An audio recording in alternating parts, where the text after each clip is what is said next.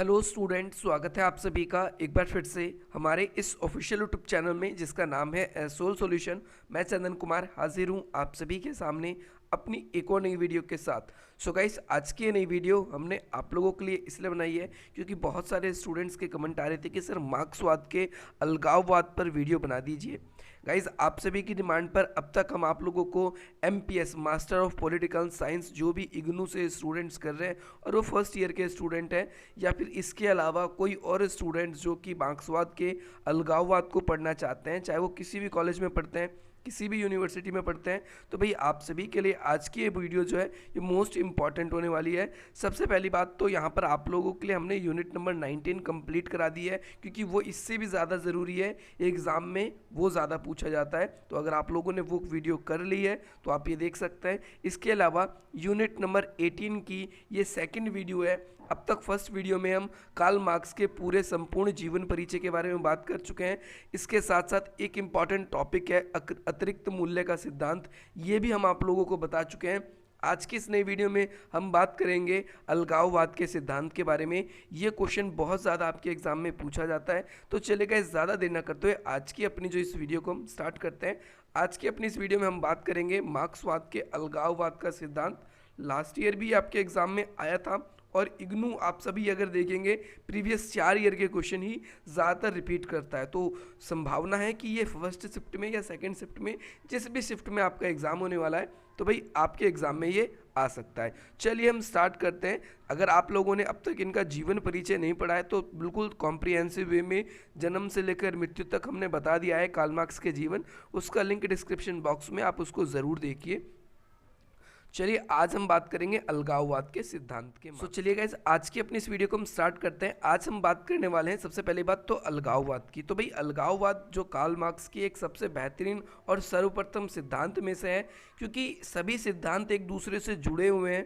Karl Marx ने इसीलिए इन सबको एक साथ संयोजित किया गया है और यहाँ पर आपको यूनिट्स में भी पढ़ना है। तो सबसे पहली बात अलगाववाद आप अच्छी तरीके से समझ लीजिए। जैसा कि ऊपर हमने आपको बताया था कि जो कार्ल मार्क्स थे उनका शुरुआती जीवन जो हेगल थे उनके आदर्शवादी विचार से काफ़ी ज़्यादा आकर्षित था। यानी जो कार्ल मार्क्स थे वो काफ़ी ज़्यादा इंस्पायर्ड थे हेगल से स्टार्टिंग में और उनकी विचारों की तरफ वो आकर्षित थे।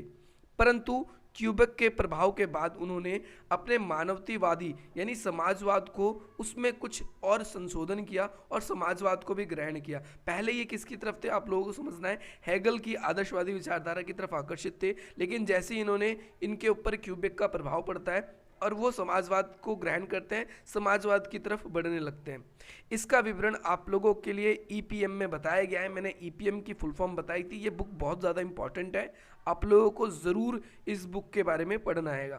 मार्क्सवाद ने पूंजीवाद की हर एक सिद्धांत में अपनी आलोचना करी है, चाहे वो भौतिकवाद का सिद्धांत हो, चाहे वो आपके चाहे वो अलगाववाद का सिद्धांत हो या फिर वो सरप्लस वैल्यू का आपका सिद्धांत हो। सभी सिद्धांतों में इन्होंने क्या किया है, पूंजीवाद की आलोचना की है। और पूंजीवाद की आलोचना उन्होंने इस आधार पे करी है कि इसमें अलगाववाद के सिद्धांत में कि भाई पूंजीवादी के कारण प्रत्येक जो श्रम है, प्रत्येक जो एक श्रमिक है वो अपने श्रम से भी अलग हो चुका है।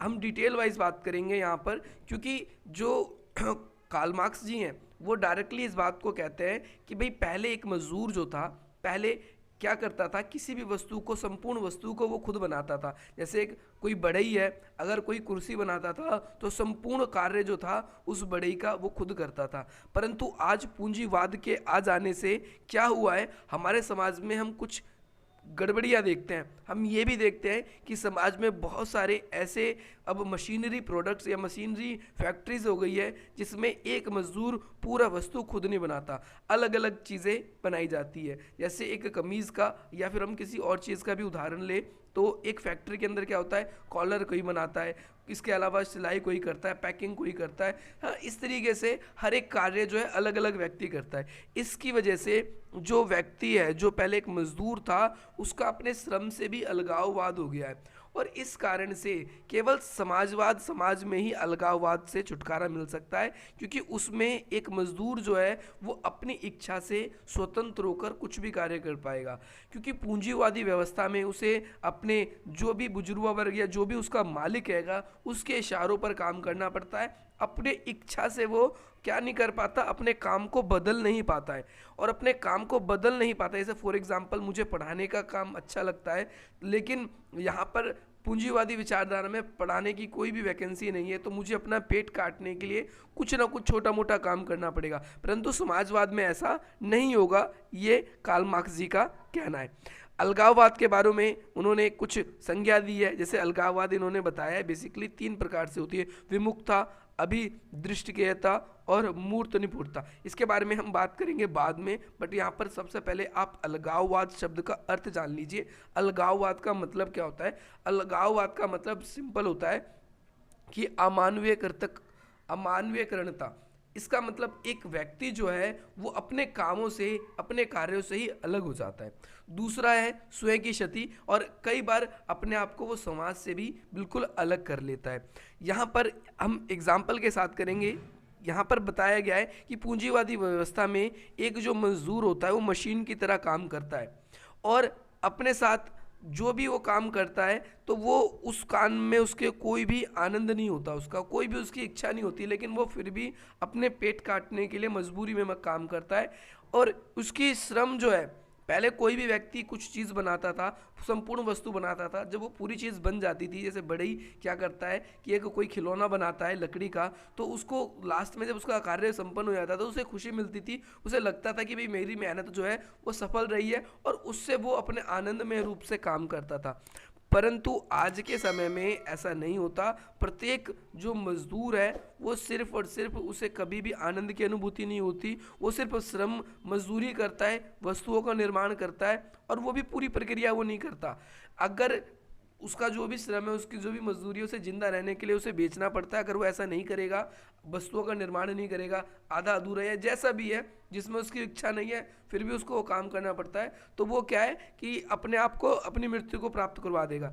इस वजह से इस प्रकार हर एक व्यक्ति जो है अपने कार्य से अलग हो जाता है। उसकी इच्छा नहीं भी होती तब भी उसे वो काम करना पड़ता है, और अपने आप को जिंदा रखने के लिए उसे अपनी मजदूरी को बेचना पड़ता है।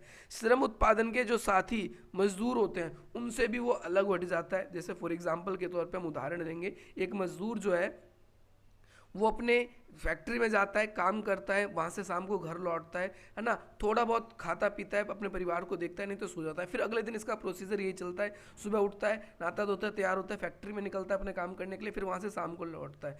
तो इससे वो पूरी प्रकृति से, पूरे संसार से, अपने पूरे समाज से, अपने हालांकि अपने पूरे परिवार से भी वो ना के बराबर कट जाता है। और पूंजीवादी समाज की अगर हम बात करें तो ये इतना ज़्यादा बुरा होता है कि यहाँ पर व्यक्ति को मजदूरी इतनी कम मिलती है कि प्रत्येक व्यक्ति को जो छुट्टी वाला दिन है उस दिन भी काम करना पड़ता है। तो इस वजह से बहुत सारे मजदूर ऐसे हैं जो संसार से क्या हो जाते हैं, पूरी तरीके से अलग हो जाते हैं।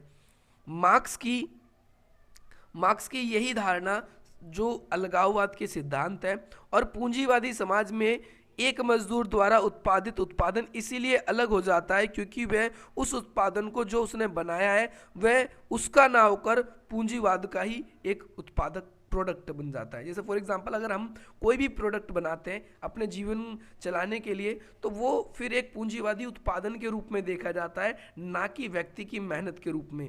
अगर आप ज़्यादा उत्पादन करोगे आपको ज़्यादा पैसे दिए जाएंगे, अगर आप कम उत्पादन करोगे तो आपको कम पैसे दिए जाएंगे। साथ ही साथ उसकी जो मेहनत है, उसकी मजदूर की जो कला है, उसे सिर्फ एक मजदूरी के रूप में ही देखा जाता है, और व्यक्ति को उसकी कला से भी छीन लिया जाता है। ये चीज़ इसके अंदर देखती है। मजदूरों के बीच में बहुत ज़्यादा प्रतिस्पर्धाएं होती है।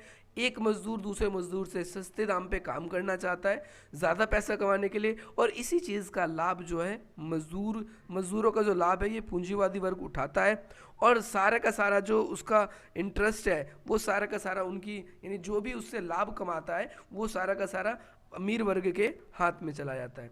तो भाई यही एक ऐसा तरीका है। अगर हम बात करें मार्क्स की विचारधाराओं में हमें यही पता चलता है कि समाजवाद में एक व्यक्ति ही एक ऐसा एक जरिया है जिसके जरिए वो क्या कर सकता है कि भाई व्यक्ति अन्य कार्यों से और लोगों को वो छुटकारा दिला सकता है। तो गाइज़ यही था आज आप सभी के लिए वीडियो। आई होप आप लोगों को पसंद आया होगा। वैसे एक इंट्रोडक्शन वीडियो है, इसमें सेपरेटली नोट्स लेकर आऊँगा मैं, क्योंकि ये बहुत ही शॉर्ट टॉपिक था, तो आप लोगों को एग्जाम में बहुत दिक्कत होगी। अगर इसके अलावा भी कोई भी प्रॉब्लम होती है तो आप हमें इंस्टाग्राम पर या फिर कमेंट के माध्यम से अपने डाउट्स को भेज सकते हैं। और फॉर फर्दर अपडेट्स के लिए आप हमारे चैनल को सब्सक्राइब कर सकते हैं, वीडियो को लाइक कर सकते हैं, अधिक से अधिक मित्रों तक शेयर कर सकते हैं। चलेगा, इस मिलते हैं हम आपसे अपनी अगली वीडियो में। जय हिंद, जय भारत।